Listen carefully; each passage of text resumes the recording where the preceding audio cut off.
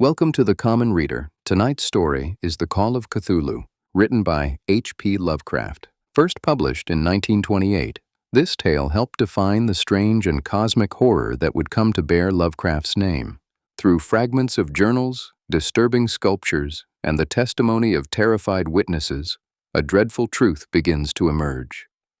That humanity is not alone in the universe, and that something ancient, something vast, sleeps beneath the sea. Now settle in and listen carefully, for the truth is not meant to be known.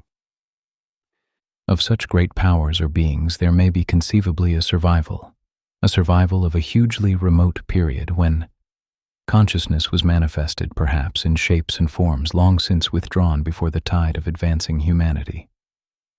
Forms of which poetry and legend alone have caught a flying memory and called them gods, monsters, mythical beings of all sorts and kinds. Algernon Blackwood. 1. The Horror in Clay. The most merciful thing in the world, I think, is the inability of the human mind to correlate all its contents. We live on a placid island of ignorance in the midst of black seas of infinity, and it was not meant that we should voyage far. The sciences, each straining in its own direction, have hitherto harmed us little. But someday the piecing together of dissociated knowledge will open up such terrifying vistas of reality and of our frightful position therein that we shall either go mad from the revelation or flee from the deadly light into the peace and safety of a new dark age. Theosophists have guessed at the awesome grandeur of the cosmic cycle wherein our world and human race form transient incidents. They have hinted at strange survivals in terms which would freeze the blood if not masked by a bland optimism. But it is not from them that there came the single glimpse of forbidden eons which chills me when I think of it and maddens me when I dream of it. That glimpse, like all dread glimpses of truth, flashed out from an accidental piecing together of separated things, in this case an old newspaper item and the notes of a dead professor.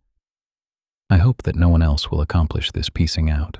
Certainly, if I live, I shall never knowingly supply a link in so hideous a chain. I think that the professor, too, intended to keep silent regarding the part he knew, and that he would have destroyed his notes had not sudden death seized him. My knowledge of the thing began in the winter of 1926 to 27 with the death of my granduncle, George Gamble Angel, Professor Emeritus of Semitic Languages in Brown University, Providence, Rhode Island. Professor Angel was widely known as an authority on ancient inscriptions and had frequently been resorted to by the heads of prominent museums, so that his passing at the age of 92 may be recalled by many. Locally, interest was intensified by the obscurity of the cause of death. The professor had been stricken whilst returning from the Newport boat, falling suddenly, as witnesses said, after having been jostled by a nautical-looking Negro who had come from one of the queer dark courts on the precipitous hillside, which formed a short cut from the waterfront to the deceased's home in William Street. Physicians were unable to find any visible disorder, but concluded after perplexed debate that some obscure lesion of the heart, induced by the brisk ascent of so steep a hill by so elderly a man, was responsible for the end. At the time I saw no reason to dissent from this dictum, but latterly I am inclined to wonder, and more than wonder. As my granduncle's heir and executor, for he died a childless widower, I was expected to go over his papers with some thoroughness, and for that purpose moved his entire set of files and boxes to my quarters in Boston. Much of the material which I correlated will be later published by the American Archaeological Society, but there was one box which I found exceedingly puzzling, and which I felt much averse from showing to other eyes. It had been locked, and I did not find the key till it occurred to me to examine the personal ring which the professor carried always in his pocket. Then, indeed, I succeeded in opening it, but when I did so seemed only to be confronted by a greater and more closely locked barrier.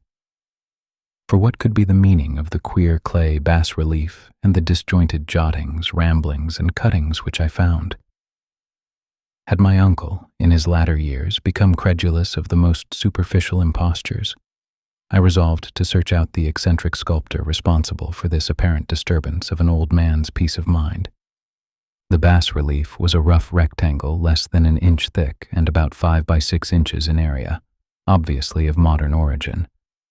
Its designs, however, were far from modern in atmosphere and suggestion, for although the vagaries of cubism and futurism are many and wild, they do not often reproduce that cryptic regularity which lurks in prehistoric writing. And writing of some kind the bulk of these designs seemed certainly to be.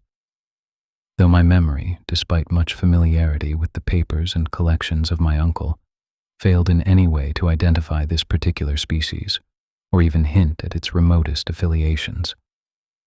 Above these apparent hieroglyphics was a figure of evidently pictorial intent, though its impressionistic execution forbade a very clear idea of its nature. It seemed to be a sort of monster, or symbol representing a monster, of a form which only a diseased fancy could conceive. If I say that my somewhat extravagant imagination yielded simultaneous pictures of an octopus, a dragon, and a human caricature, I shall not be unfaithful to the spirit of the thing. A pulpy, tentacled head surmounted a grotesque and scaly body with rudimentary wings, but it was the general outline of the whole which made it most shockingly frightful. Behind the figure was a vague suggestion of a cyclopean architectural background. The writing accompanying this oddity was, aside from a stack of press cuttings, in Professor Angel's most recent hand, and made no pretense to literary style. What seemed to be the main document was headed Cthulhu Cult, in characters painstakingly printed to avoid the erroneous reading of a word so unheard of.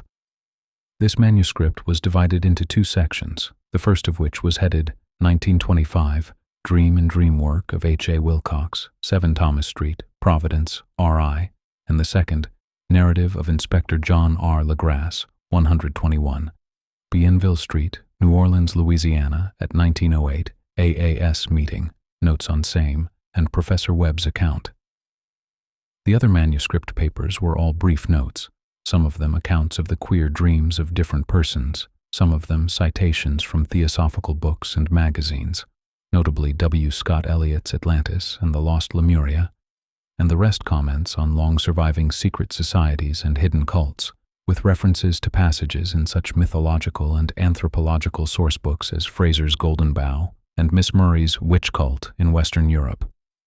The cuttings largely alluded to outre mental illnesses and outbreaks of group folly or mania in the spring of 1925.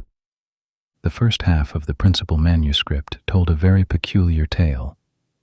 It appears that on March 1st, 1925, a thin, dark young man of neurotic and excited aspect had called upon Professor Angel, bearing the singular clay bas-relief, which was then exceedingly damp and fresh. His card bore the name of Henry Anthony Wilcox, and my uncle had recognized him as the youngest son of an excellent family slightly known to him, who had latterly been studying sculpture at the Rhode Island School of Design and living alone at the Fleur-de-Lis building near that institution. Wilcox was a precocious youth of known genius but great eccentricity, and had from childhood excited attention through the strange stories and odd dreams he was in the habit of relating. He called himself psychically hypersensitive, but the staid folk of the ancient commercial city dismissed him as merely queer.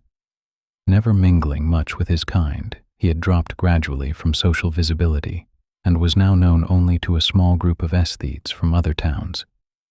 Even the Providence Art Club, anxious to preserve its conservatism, had found him quite hopeless. On the occasion of the visit, ran the professor's manuscript, the sculptor abruptly asked for the benefit of his host's archaeological knowledge in identifying the hieroglyphics on the bas-relief. He spoke in a dreamy, stilted manner which suggested pose and alienated sympathy, and my uncle showed some sharpness in replying, for the conspicuous freshness of the tablet implied kinship with anything but archaeology. Young Wilcox's rejoinder, which impressed my uncle enough to make him recall and record it verbatim, was of a fantastically poetic cast which must have typified his whole conversation, and which I have since found highly characteristic of him. He said, "It is new, indeed, for I made it last night in a dream of strange cities, and dreams are older than brooding Tyre, or the contemplative Sphinx, or garden-girdled Babylon." It was then that he began that rambling tale which suddenly played upon a sleeping memory and won the fevered interest of my uncle. There had been a slight earthquake tremor the night before, the most considerable felt in New England for some years, and Wilcox's imagination had been keenly affected.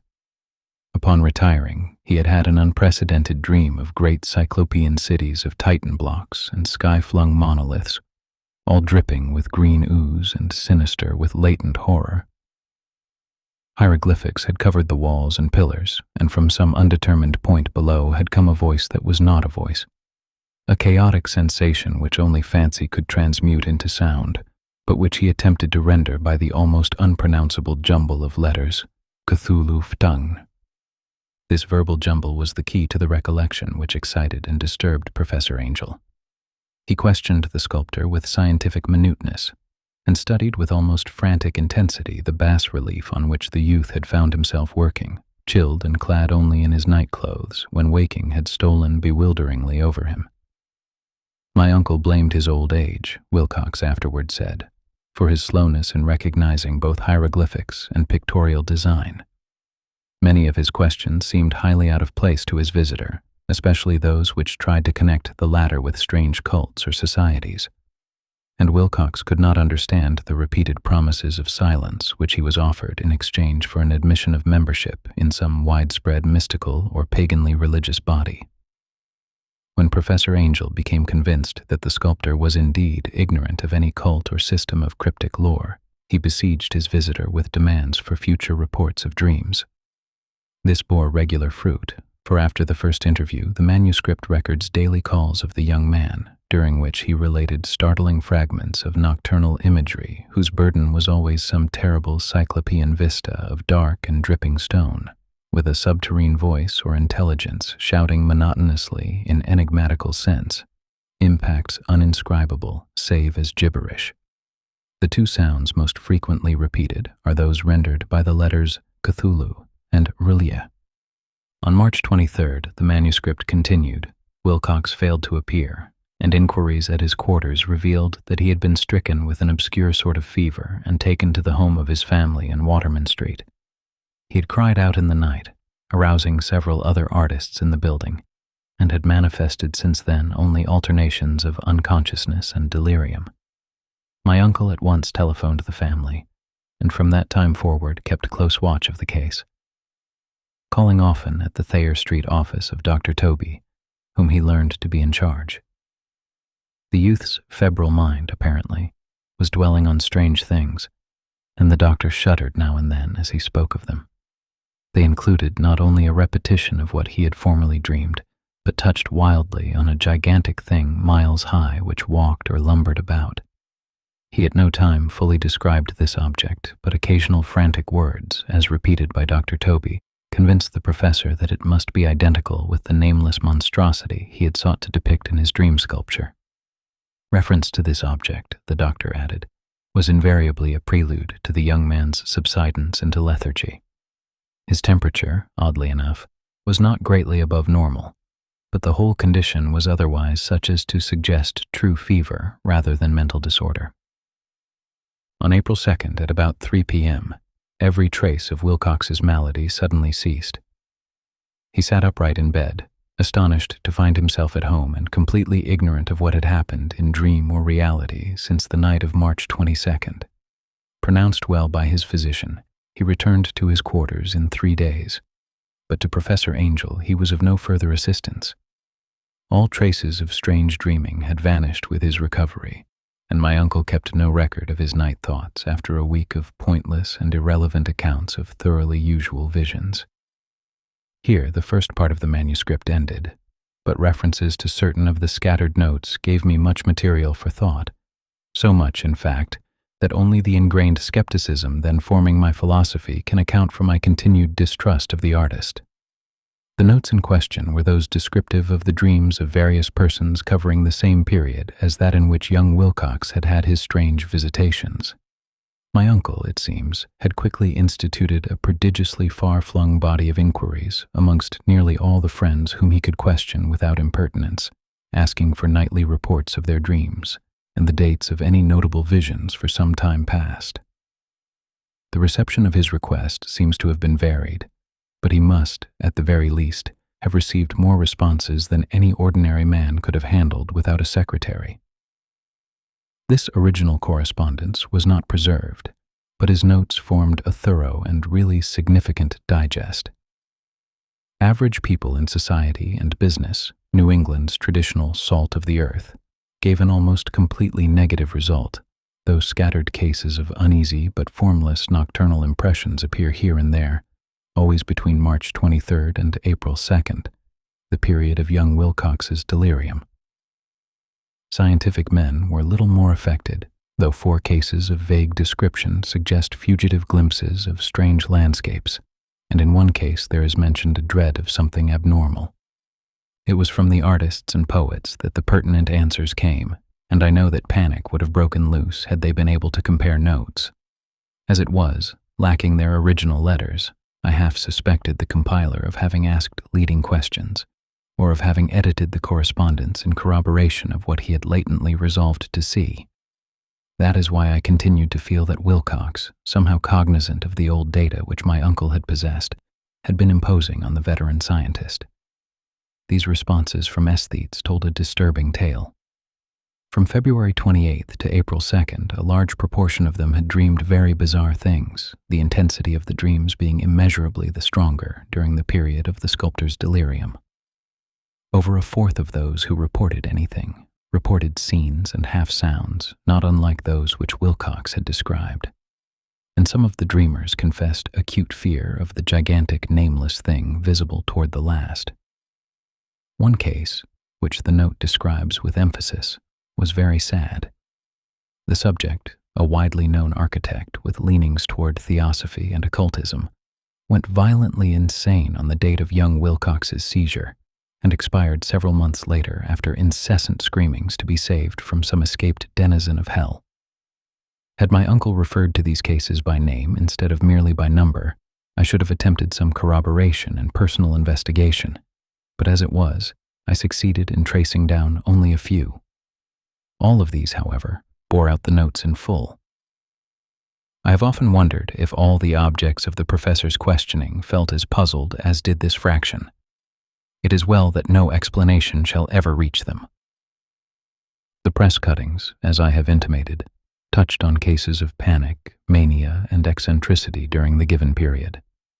Professor Angel must have employed a cutting bureau, for the number of extracts was tremendous, and the sources scattered throughout the globe. Here was a nocturnal suicide in London, where a lone sleeper had leaped from a window after a shocking cry.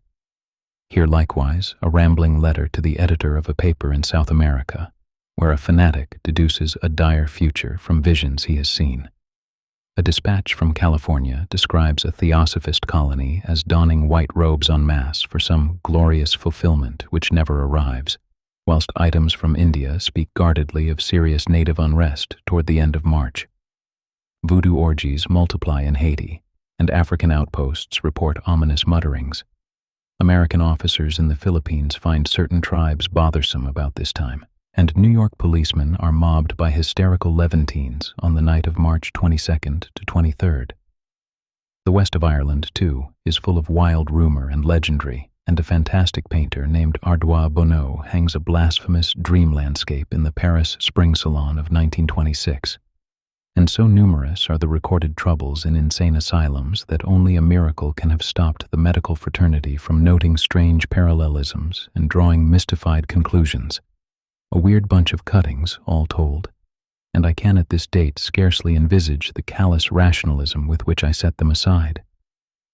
But I was then convinced that young Wilcox had known of the older matters mentioned by the professor. 2. The Tale of Inspector Legrasse. The older matters which had made the sculptor's dream and bas-relief so significant to my uncle formed the subject of the second half of his long manuscript. Once before, it appears, Professor Angel had seen the hellish outlines of the nameless monstrosity, puzzled over the unknown hieroglyphics, and heard the ominous syllables which can be rendered only as Cthulhu. And all this in so stirring and horrible a connection that it is small wonder he pursued young Wilcox with queries and demands for data. This earlier experience had come in 1908, 17 years before, when the American Archaeological Society held its annual meeting in St. Louis. Professor Angel, as befitted one of his authority and attainments, had had a prominent part in all the deliberations, and was one of the first to be approached by the several outsiders who took advantage of the convocation to offer questions for correct answering and problems for expert solution. The chief of these outsiders, and in a short time the focus of interest for the entire meeting, was a commonplace-looking middle-aged man who had traveled all the way from New Orleans for certain special information unobtainable from any local source.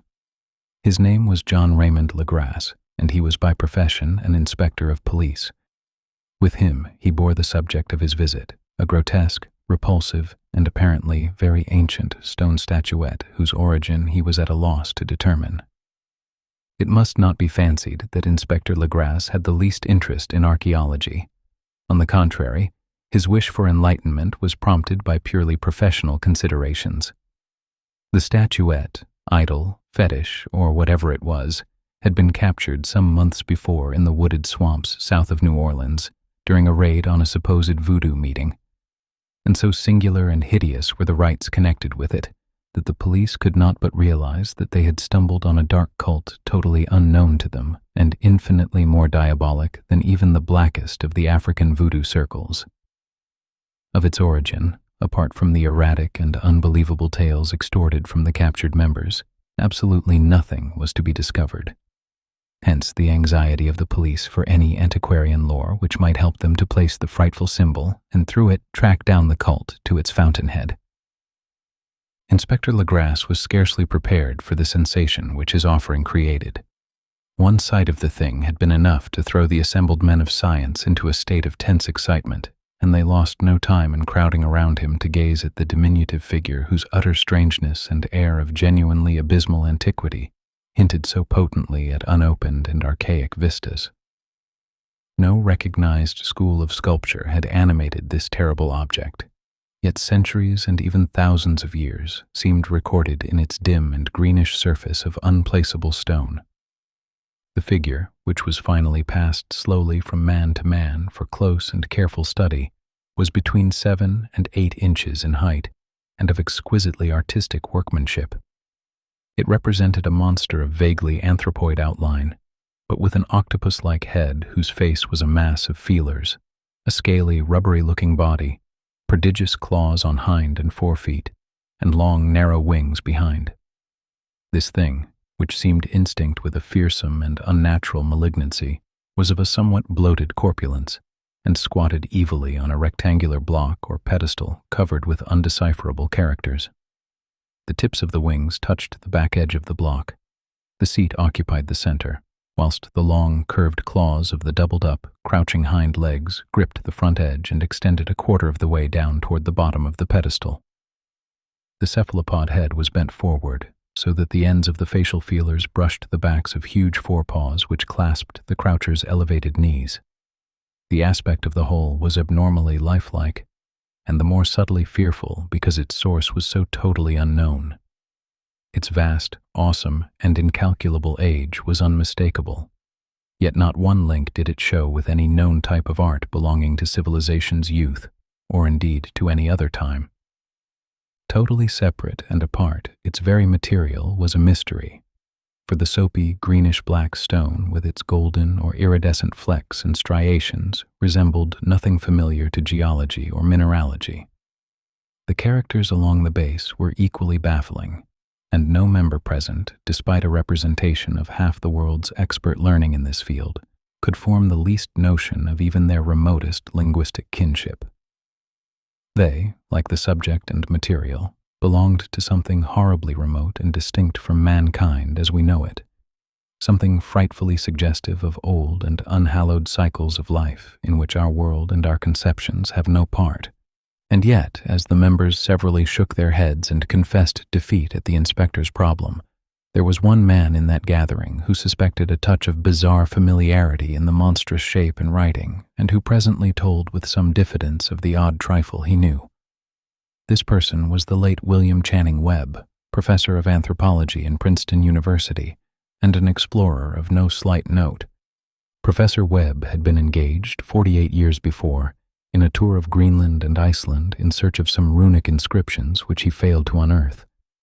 and whilst high up on the West Greenland coast had encountered a singular tribe or cult of degenerate Eskimos whose religion, a curious form of devil worship, chilled him with its deliberate bloodthirstiness and repulsiveness. It was a faith of which other Eskimos knew little, and which they mentioned only with shudders, saying that it had come down from horribly ancient eons before ever the world was made. Besides nameless rites and human sacrifices, there were certain queer hereditary rituals addressed to a supreme elder devil or Tornasuk. And of this, Professor Webb had taken a careful phonetic copy from an aged Angakok or wizard priest, expressing the sounds in Roman letters as best he knew how. But just now of prime significance was the fetish which this cult had cherished and around which they danced when the aurora leaped high over the ice cliffs. It was, the professor stated, a very crude bas-relief of stone, comprising a hideous picture and some cryptic writing. And as far as he could tell, it was a rough parallel in all essential features of the bestial thing now lying before the meeting. These data, received with suspense and astonishment by the assembled members, proved doubly exciting to Inspector Legrasse, and he began at once to ply his informant with questions. Having noted and copied an oral ritual among the swamp cult worshippers his men had arrested, he besought the professor to remember as best he might the syllables taken down amongst the diabolist Eskimos. There then followed an exhaustive comparison of details and a moment of really awed silence when both detective and scientist agreed on the virtual identity of the phrase common to two hellish rituals so many worlds of distance apart.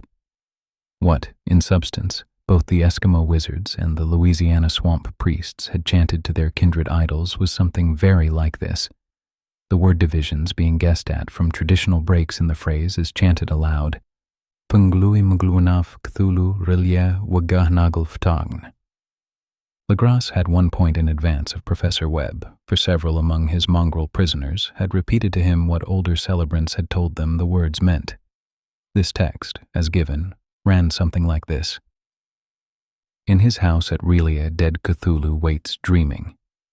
And now, in response to a general urgent demand, Inspector Legrasse related as fully as possible his experience with the swamp worshippers, telling a story to which I could see my uncle attached profound significance. It savored of the wildest dreams of mythmaker and theosophist, and disclosed an astonishing degree of cosmic imagination among such half-castes and pariahs as might be least expected to possess it. On November 1st, 1907, there had come to New Orleans police a frantic summons from the swamp and lagoon country to the south. The squatters there, mostly primitive but good-natured descendants of Lafitte's men, were in the grip of stark terror from an unknown thing which had stolen upon them in the night.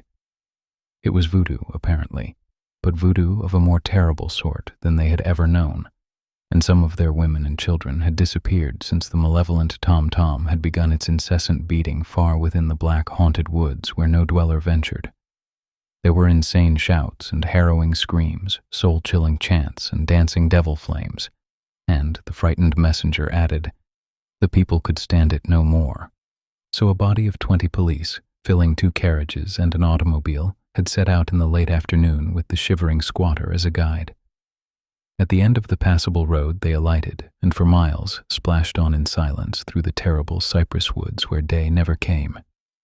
Ugly roots and malignant hanging nooses of Spanish moss beset them, and now and then a pile of dank stones or fragments of a rotting wall intensified by its hint of morbid habitation, a depression which every malformed tree and every fungus islet combined to create.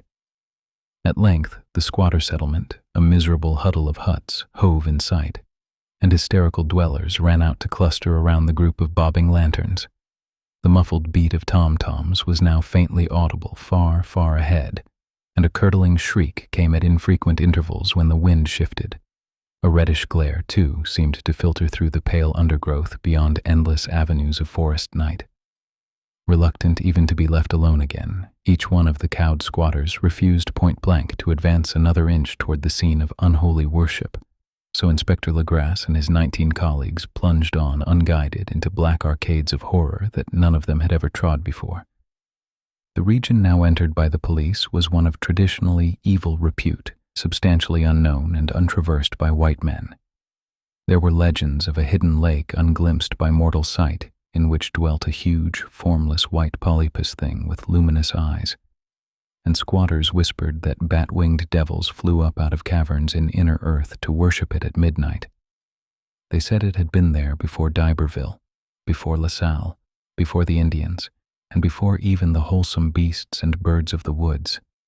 It was nightmare itself, and to see it was to die.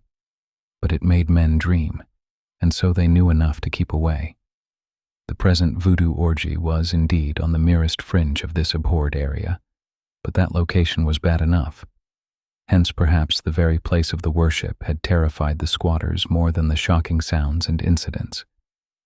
Only poetry or madness could do justice to the noises heard by Legras's men as they plowed on through the black morass toward the red glare and the muffled tom-toms. There are vocal qualities peculiar to men, and vocal qualities peculiar to beasts, and it is terrible to hear the one when the source should yield the other. Animal fury and orgiastic license here whipped themselves to demoniac heights by howls and squawking ecstasies that tore and reverberated through those nighted woods like pestilential tempests from the gulfs of hell. Now and then the less organized ululations would cease, and from what seemed a well-drilled chorus of hoarse voices would rise in sing-song chant that hideous phrase or ritual, Funglui magulwanaf Cthulhu relie ugahnagul ftagen. Then the men, having reached a spot where the trees were thinner, came suddenly in sight of the spectacle itself. 4 of them reeled, 1 fainted, and 2 were shaken into a frantic cry, which the mad cacophony of the orgy fortunately deadened. Legras dashed swamp water on the face of the fainting man, and all stood trembling and nearly hypnotized with horror. In a natural glade of the swamp stood a grassy island of perhaps an acre's extent, clear of trees and tolerably dry. On this now leaped and twisted a more indescribable horde of human abnormality than any but a Saime or an Angarola could paint. Void of clothing, this hybrid spawn were braying, bellowing, and writhing about a monstrous ring-shaped bonfire, in the center of which, revealed by occasional rifts in the curtain of flame, stood a great granite monolith some 8 feet in height, on top of which, incongruous in its diminutiveness, rested the noxious carven statuette. From a wide circle of 10 scaffolds set up at regular intervals with the flame-girt monolith as a center hung, head downward, the oddly marred bodies of the helpless squatters who had disappeared. It was inside this circle that the ring of worshippers jumped and roared, the general direction of the mass motion being from left to right in endless bacchanal between the ring of bodies and the ring of fire. It may have been only imagination, and it may have been only echoes which induced one of the men, an excitable Spaniard, to fancy he heard antiphonal responses to the ritual from some far and unillumined spot deeper within the wood of ancient legendary and horror. This man, Joseph D. Galvez, I later met and questioned, and he proved distractingly imaginative. He indeed went so far as to hint of the faint beating of great wings and of a glimpse of shining eyes and a mountainous white bulk beyond the remotest trees. But I suppose he had been hearing too much native superstition. Actually, the horrified pause of the men was of comparatively brief duration. Duty came first, and although there must have been nearly 100 mongrel celebrants in the throng, the police relied on their firearms and plunged determinedly into the nauseous rout. For 5 minutes, the resultant din and chaos were beyond description. Wild blows were struck, shots were fired, and escapes were made. But in the end, Legras was able to count some 47 sullen prisoners, whom he forced to dress in haste and fall into line between 2 rows of policemen. 5 of the worshippers lay dead, and 2 severely wounded ones were carried away on improvised stretchers by their fellow prisoners. The image on the monolith, of course, was carefully removed and carried back by Legras. Examined at headquarters after a trip of intense strain and weariness, the prisoners all proved to be men of a very low, mixed-blooded, and mentally aberrant type. Most were seamen, and a sprinkling of Negroes and mulattoes, largely West Indians or Brava Portuguese from the Cape Verde Islands, gave a coloring of voodooism to the heterogeneous cult. But before many questions were asked, it became manifest that something far deeper and older than Negro fetishism was involved. Degraded and ignorant as they were, the creatures held with surprising consistency to the central idea of their loathsome faith. They worshipped, so they said, the great old ones who lived ages before there were any men, and who came to the young world out of the sky. Those old ones were gone now, inside the earth and under the sea, but their dead bodies had told their secrets in dreams to the first man who formed a cult which had never died. This was that cult, and the prisoners said it had always existed and always would exist, hidden in distant wastes and dark places all over the world until the time when the great priest Cthulhu, from his dark house in the mighty city of R'lyeh under the waters, should rise and bring the earth again beneath his sway. Someday he would call when the stars were ready, and the secret cult would always be waiting to liberate him. Meanwhile, no more must be told. There was a secret which even torture could not extract. Mankind was not absolutely alone among the conscious things of earth, for shapes came out of the dark to visit the faithful few. But these were not the great old ones. No man had ever seen the old ones. The carven idol was great Cthulhu, but none might say whether or not the others were precisely like him. No one could read the old writing now, but things were told by word of mouth. The chanted ritual was not the secret. That was never spoken aloud, only whispered. The chant meant only this: in his house at R'lyeh dead Cthulhu waits dreaming. Only 2 of the prisoners were found sane enough to be hanged, and the rest were committed to various institutions. All denied a part in the ritual murders and averred that the killing had been done by black-winged ones which had come to them from their immemorial meeting place in the haunted wood. But of those mysterious allies, no coherent account could ever be gained. What the police did extract came mainly from an immensely aged mestizo named Castro, who claimed to have sailed to strange ports and talked with undying leaders of the cult in the mountains of China. Old Castro remembered bits of hideous legend that paled the speculations of theosophists and made man and the world seem recent and transient indeed. There had been eons when other things ruled on the earth, and they had had great cities. Remains of them, he said the deathless Chinaman had told him, were still to be found as cyclopean stones on islands in the Pacific. They all died vast epochs of time before man came, but there were arts which could revive them when the stars had come round again to the right positions in the cycle of eternity. They had indeed come themselves from the stars and brought their images with them. These great old ones, Castro continued, were not composed altogether of flesh and blood. They had shape, for did not this star-fashioned image prove it? But that shape was not made of matter. When the stars were right, they could plunge from world to world through the sky, but when the stars were wrong, they could not live. But although they no longer lived, they would never really die. They all lay in stone houses in their great city of R'lyeh, preserved by the spells of mighty Cthulhu for a glorious resurrection when the stars and the earth might once more be ready for them. But at that time, some force from outside must serve to liberate their bodies.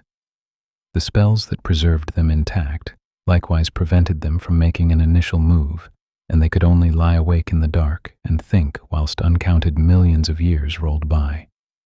They knew all that was occurring in the universe, for their mode of speech was transmitted thought. Even now they talked in their tombs.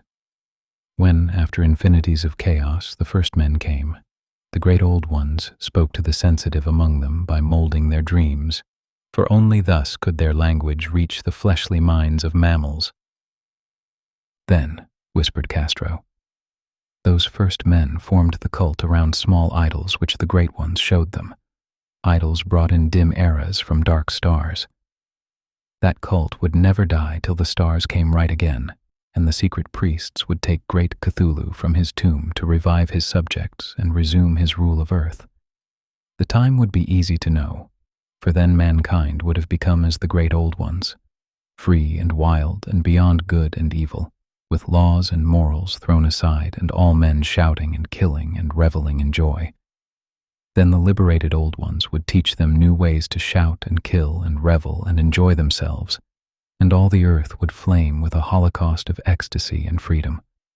Meanwhile, the cult, by appropriate rites, must keep alive the memory of those ancient ways and shadow forth the prophecy of their return. In the elder time, chosen men had talked with the entombed old ones in dreams, but then something had happened. The great stone city Rillier, with its monoliths and sepulchres, had sunk beneath the waves, and the deep waters, full of the one primal mystery through which not even thought can pass, had cut off the spectral intercourse. But memory never died, and high priests said that the city would rise again when the stars were right. Then came out of the earth the black spirits of earth, moldy and shadowy, and full of dim rumors picked up in caverns beneath forgotten sea bottoms. But of them old Castro dared not speak much. He cut himself off hurriedly, and no amount of persuasion or subtlety could elicit more in this direction. The size of the old ones, too, he curiously declined to mention. Of the cult, he said that he thought the center lay amid the pathless deserts of Arabia, where Iram, the city of pillars, dreams hidden and untouched.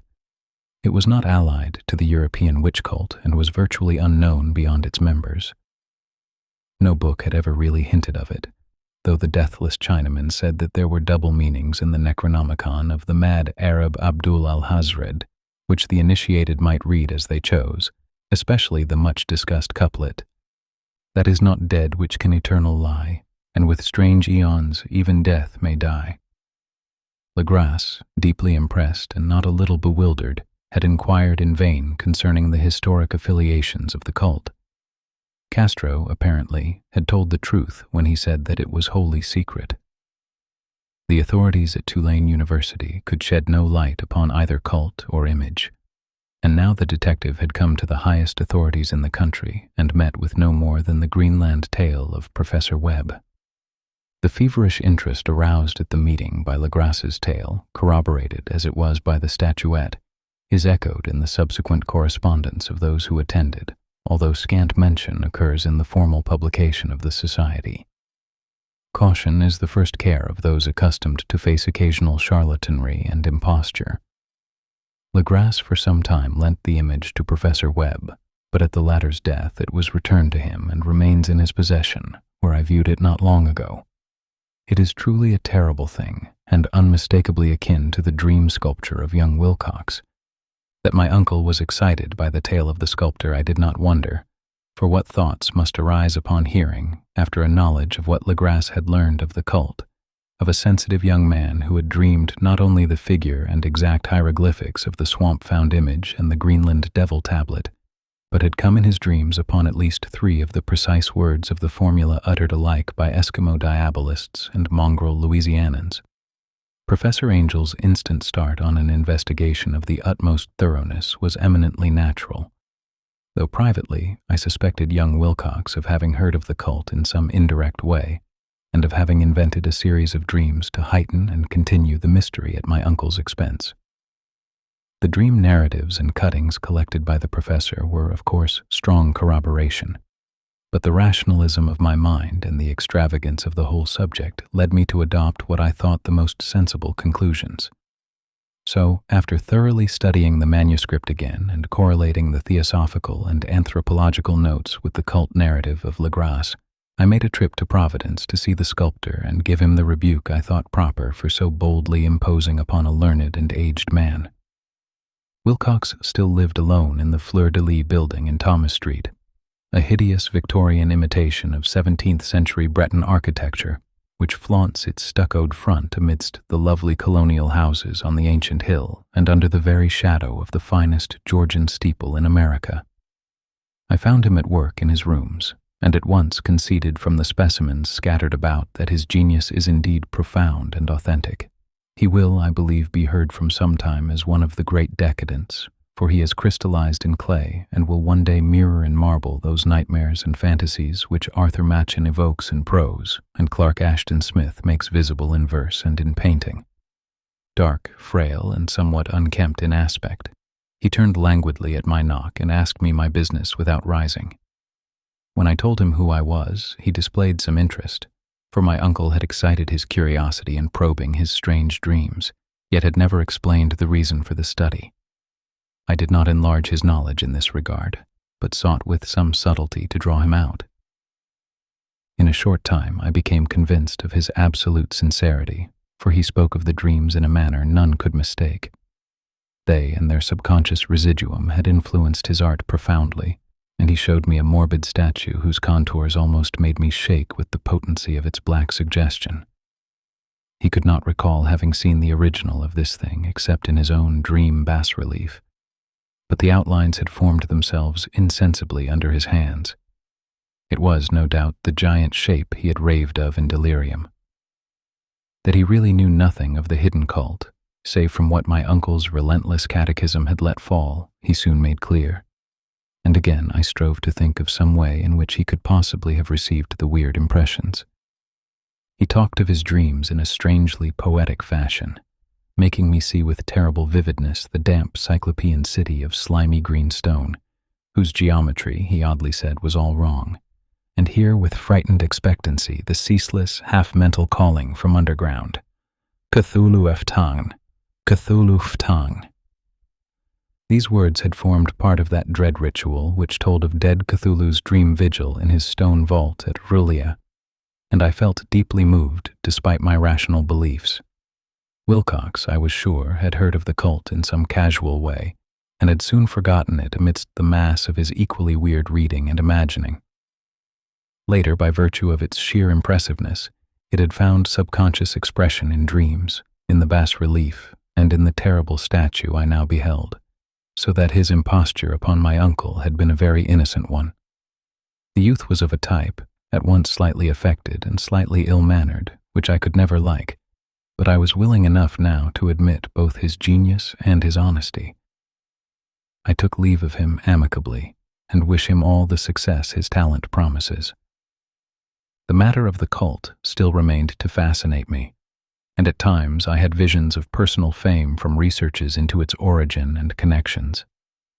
I visited New Orleans, talked with Legrasse and others of that old-time raiding party, saw the frightful image, and even questioned such of the mongrel prisoners as still survived. Old Castro, unfortunately, had been dead for some years. What I now heard so graphically at first hand, though it was really no more than a detailed confirmation of what my uncle had written, excited me afresh, for I felt sure that I was on the track of a very real, very secret, and very ancient religion whose discovery would make me an anthropologist of note. My attitude was still one of absolute materialism, as I wish it still were, and I discounted with almost inexplicable perversity the coincidence of the dream notes and odd cuttings collected by Professor Angel. One thing which I began to suspect, and which I now fear I know, is that my uncle's death was far from natural. He fell on a narrow hill street leading up from an ancient waterfront swarming with foreign mongrels after a careless push from a Negro sailor. I did not forget the mixed blood and marine pursuits of the cult members in Louisiana, and would not be surprised to learn of secret methods and poison needles as ruthless and as anciently known as the cryptic rites and beliefs. Legrasse and his men, it is true, have been let alone, but in Norway a certain seaman who saw things is dead. Might not the deeper inquiries of my uncle after encountering the sculptor's data have come to sinister ears? I think Professor Angel died because he knew too much, or because he was likely to learn too much. Whether I shall go as he did remains to be seen, for I have learned much now. 3. The madness from the sea. If heaven ever wishes to grant me a boon, it will be a total effacing of the results of a mere chance which fixed my eye on a certain stray piece of shelf paper. It was nothing on which I would naturally have stumbled in the course of my daily round, for it was an old number of an Australian journal, Sydney Bulletin for April 18th, 1925. It had escaped even the cutting bureau, which had at the time of its issuance been avidly collecting material from my uncle's research. I had largely given over my inquiries into what Professor Angel called the Cthulhu cult, and was visiting a learned friend of Paterson, New Jersey, the curator of a local museum and a mineralogist of note. Examining one day the reserve specimens roughly set on the storage shelves in a rear room of the museum, my eye was caught by an odd picture in one of the old papers spread beneath the stones. It was the Sydney Bulletin I have mentioned, for my friend has wide affiliations in all conceivable foreign parts. And the picture was a half-tone cut of a hideous stone image almost identical with that which Legras had found in the swamp. Eagerly clearing the sheet of its precious contents, I scanned the item in detail, and was disappointed to find it of only moderate length. What it suggested, however, was of portentous significance to my flagging quest, and I carefully tore it out for immediate action. It read as follows: Mystery derelict found at sea. Vigilant arrives with helpless armed New Zealand yacht in tow. One survivor and dead man found aboard. Tale of desperate battle and deaths at sea. Rescued seaman refuses particulars of strange experience. Odd idol found in his possession. Inquiry to follow. The Morrison Company's freighter Vigilant, bound from Valparaiso, arrived this morning at its wharf in Darling Harbor, having in tow the battled and disabled but heavily armed steam yacht Alert of Dunedin, New Zealand, which was sighted April 12th in south latitude 34 degrees 21 minutes, west longitude 152 degrees 17 minutes, with one living and one dead man aboard. The Vigilant left Valparaiso March 25th, and on April 2nd was driven considerably south of her course by exceptionally heavy storms and monster waves. On April 12th, the derelict was sighted, and though apparently deserted, was found upon boarding to contain one survivor in a half-delirious condition and one man who had evidently been dead for more than a week. The living man was clutching a horrible stone idol of unknown origin, about a foot in height, regarding whose nature authorities at Sydney University, the Royal Society, and the museum in College Street all profess complete bafflement, and which the survivor says he found in the cabin of the yacht, in a small carved shrine of common pattern. This man, after recovering his senses, told an exceedingly strange story of piracy and slaughter. He is Gustaf Johansen, a Norwegian of some intelligence, and had been second mate of the two-masted schooner Emma of Auckland, which sailed for Callao February 20th, with a complement of 11 men.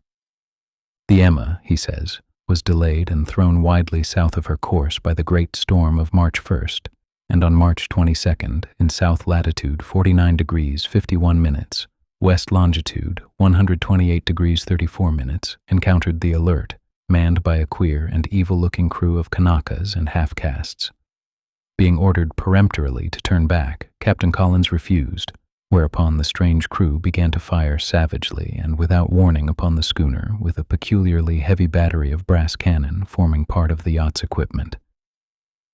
The Emma's men showed fight, says the survivor, and though the schooner began to sink from shots beneath the waterline, they managed to heave alongside their enemy and board her, grappling with the savage crew on the yacht's deck and being forced to kill them all, the number being slightly superior because of their particularly abhorrent and desperate though rather clumsy mode of fighting. 3 of the Emma's men, including Captain Collins and First Mate Green, were killed, and the remaining 8 under Second Mate Johansen proceeded to navigate the captured yacht, going ahead in their original direction to see if any reason for their ordering back had existed.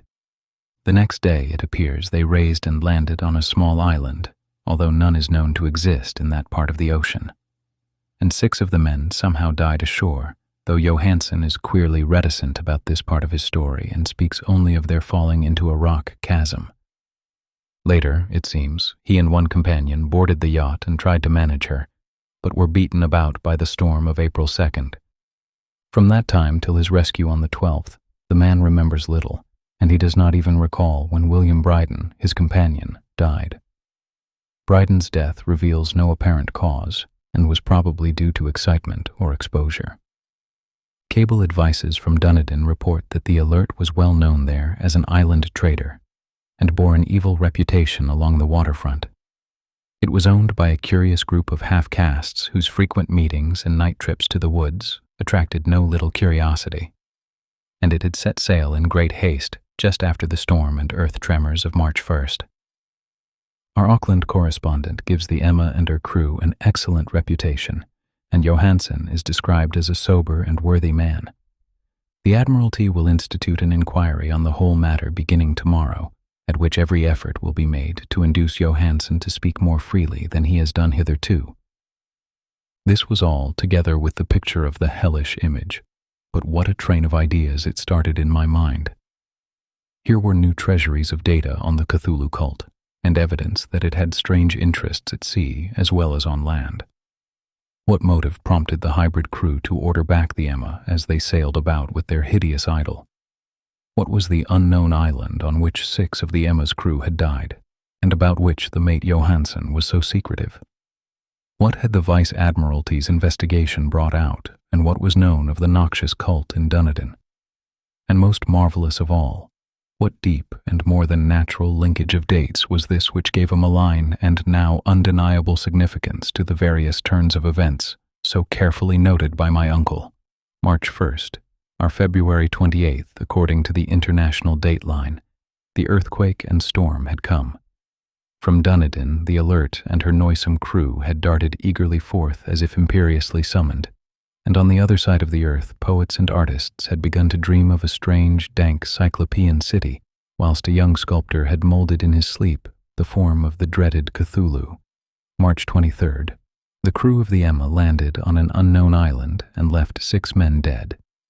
And on that date, the dreams of sensitive men assumed a heightened vividness and darkened with dread of a giant monster's malign pursuit, whilst an architect had gone mad and a sculptor had lapsed suddenly into delirium. And what of this storm of April 2nd, the date on which all dreams of the dank city ceased and Wilcox emerged unharmed from the bondage of strange fever? What of all this, and of those hints of old Castro about the sunken, star-born old ones and their coming reign, their faithful cult and their mastery of dreams? Was I tottering on the brink of cosmic horrors beyond man's power to bear? If so, they must be horrors of the mind alone, for in some way the 2nd of April had put a stop to whatever monstrous menace had begun its siege of mankind's soul. That evening, after a day of hurried cabling and arranging, I bade my host adieu and took a train for San Francisco. In less than a month I was in Dunedin, where, however, I found that little was known of the strange cult members who had lingered in the old sea taverns. Waterfront scum was far too common for special mention, though there was vague talk about one inland trip these mongrels had made, during which faint drumming and red flame were noted on the distant hills. In Auckland I learned that Johansson had returned with yellow hair turned white after a perfunctory and inconclusive questioning at Sydney, and had thereafter sold his cottage in West Street and sailed with his wife to his old home in Oslo. Of his stirring experience he would tell his friends no more than he had told the Admiralty officials, and all they could do was to give me his Oslo address. After that, I went to Sydney and talked profitlessly with seamen and members of the Vice Admiralty Court. I saw the Alert, now sold and in commercial use at Circular Quay in Sydney Cove, but gained nothing from its non-committal bulk.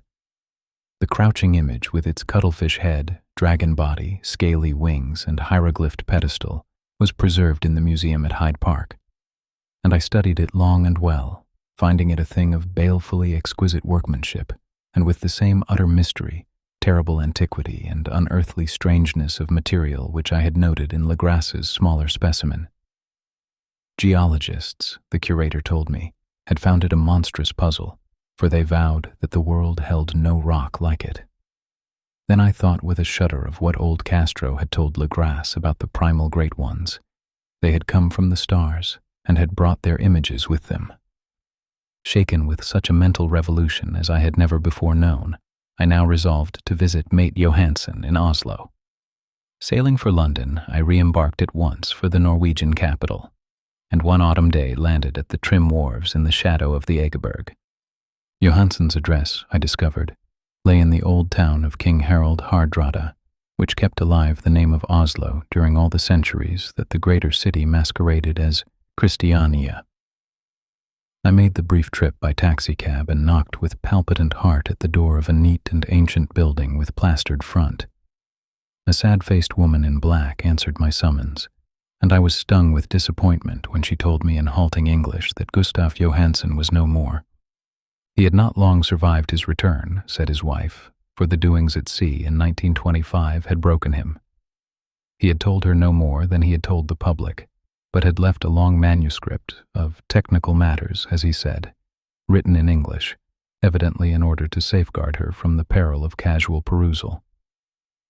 During a walk through a narrow lane near the Gothenburg dock, a bundle of papers falling from an attic window had knocked him down. 2 Lascar sailors at once helped him to his feet, but before the ambulance could reach him, he was dead. Physicians found no adequate cause for the end, and laid it to heart trouble and a weakened constitution. I now felt gnawing at my vitals that dark terror which will never leave me till I, too, am at rest, accidentally or otherwise.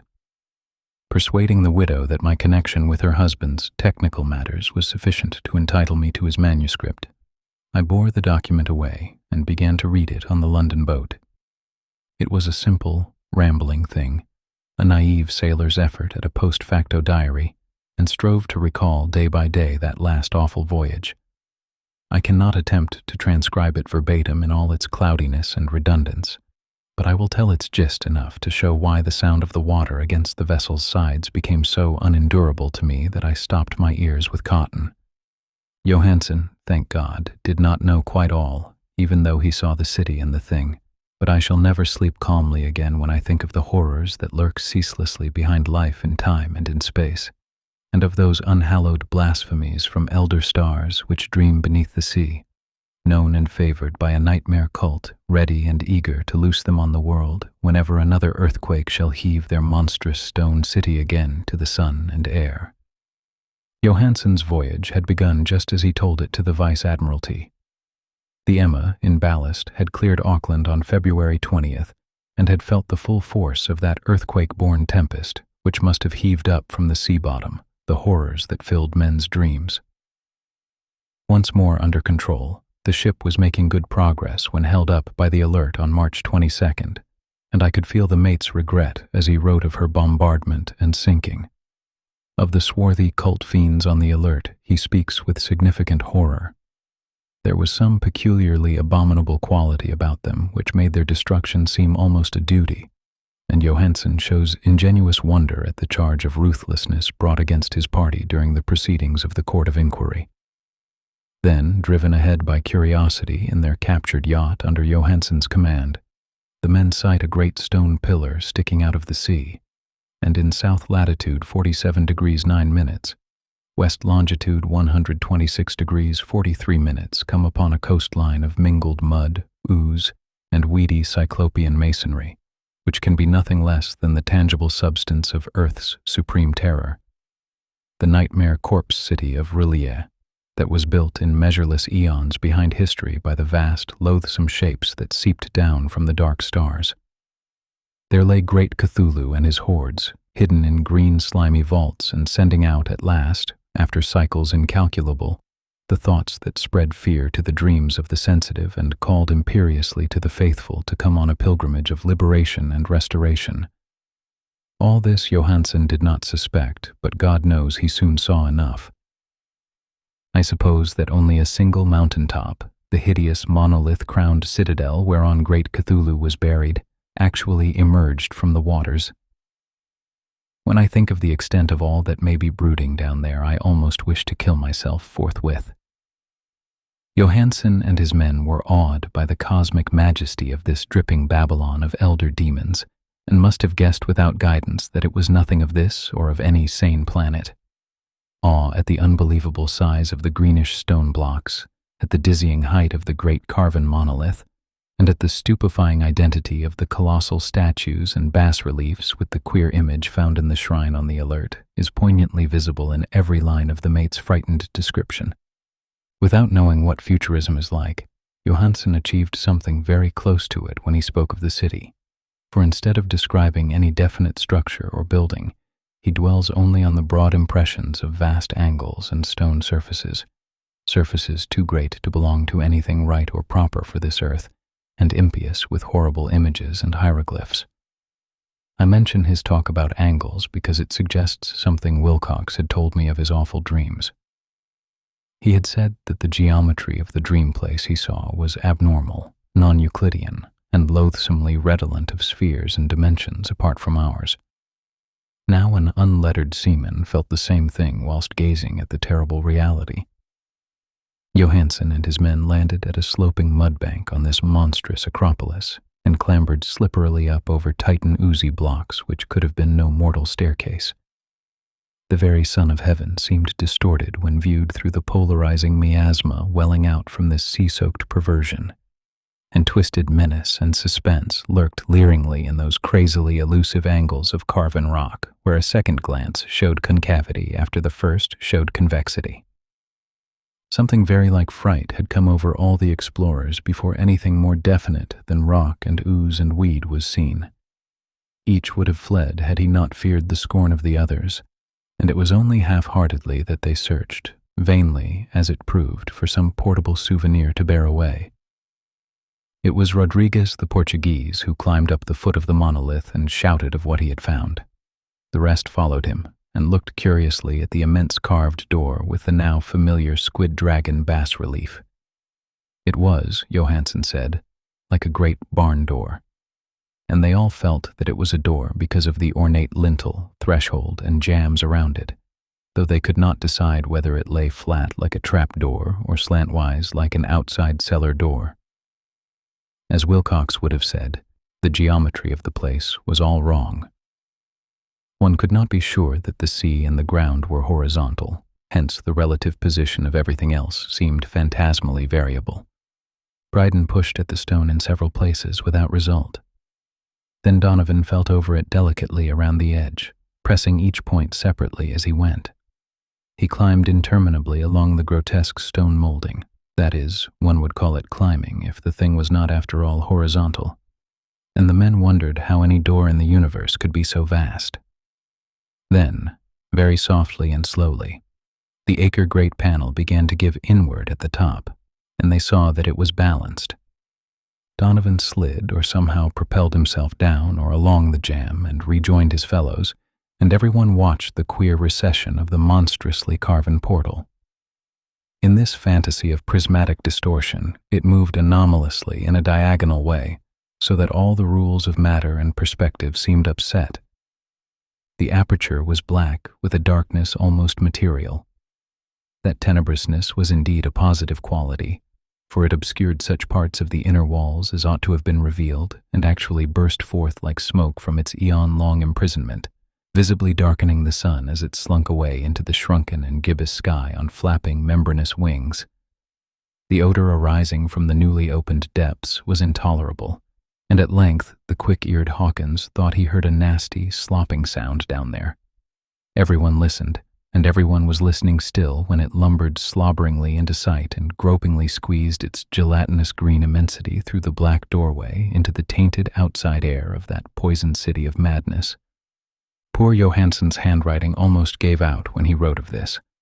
Of the 6 men who never reached the ship, he thinks 2 perished of pure fright in that accursed instant. The thing cannot be described. There is no language for such abysms of shrieking and immemorial lunacy, such eldritch contradictions of all matter, force, and cosmic order. A mountain walked or stumbled.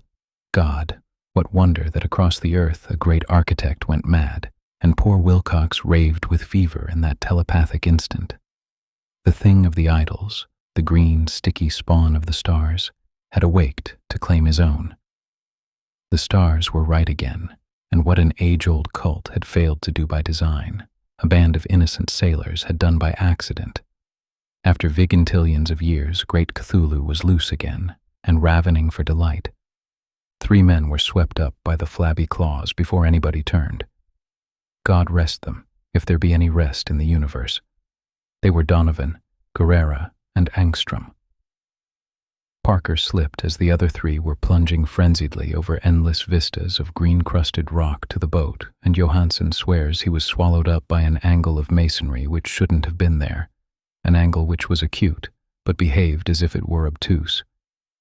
So only Bryden and Johansen reached the boat, and pulled desperately for the alert as the mountainous monstrosity flopped down the slimy stones and hesitated floundering at the edge of the water. Steam had not been suffered to go down entirely, despite the departure of all hands for the shore, and it was the work of only a few moments of feverish rushing up and down between wheels and engines to get the alert under way. Slowly, amidst the distorted horrors of that indescribable scene, she began to churn the lethal waters, whilst on the masonry of that charnel shore that was not of earth, the Titan thing from the stars slavered and gibbered like Polypheme cursing the fleeing ship of Odysseus.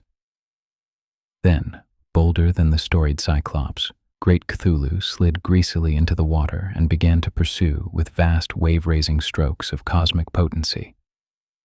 Bridden looked back and went mad, laughing shrilly as he kept on laughing at intervals till death found him one night in the cabin whilst Johansen was wandering deliriously. But Johansen had not given out yet. Knowing that the thing could surely overtake the Alert until steam was fully up, he resolved on a desperate chance, and setting the engine for full speed, ran lightning-like on deck and reversed the wheel.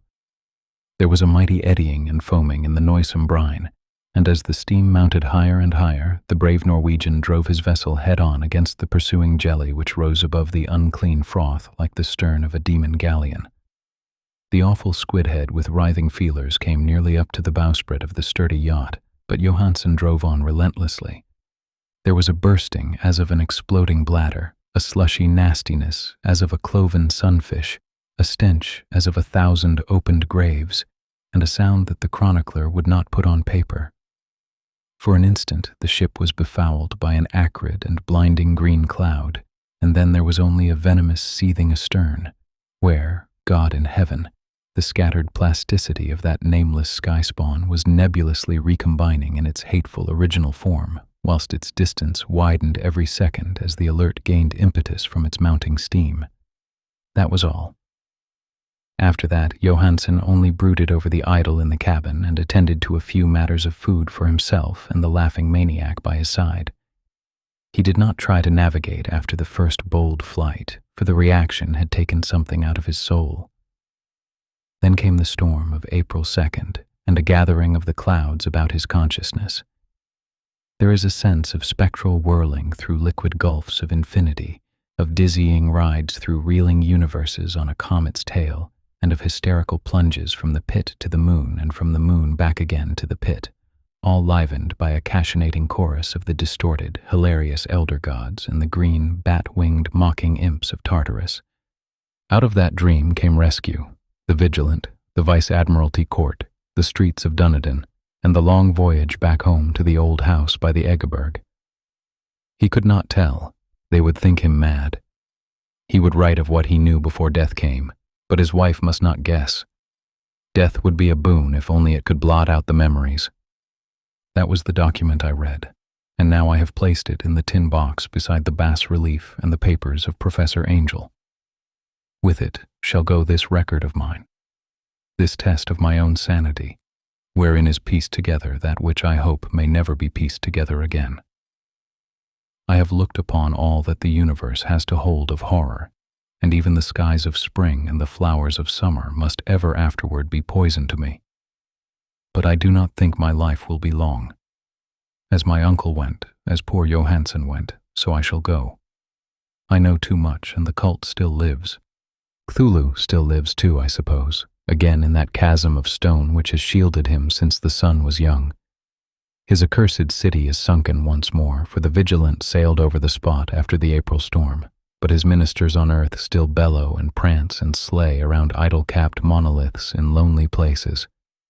He must have been trapped by the sinking whilst within his black abyss, or else the world would by now be screaming with fright and frenzy. Who knows the end?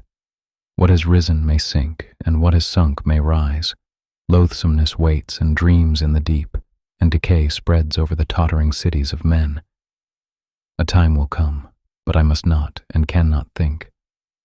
Let me pray that, if I do not survive this manuscript, my executors may put caution before audacity and see that it meets no other eye. Thank you for listening to The Call of Cthulhu by H.P. Lovecraft. If you enjoyed this reading, consider subscribing to The Common Reader for more classic literature and strange tales from the public domain. Until next time, remember, the most merciful thing in the world, I think, is the inability of the human mind to correlate all its contents. Good night.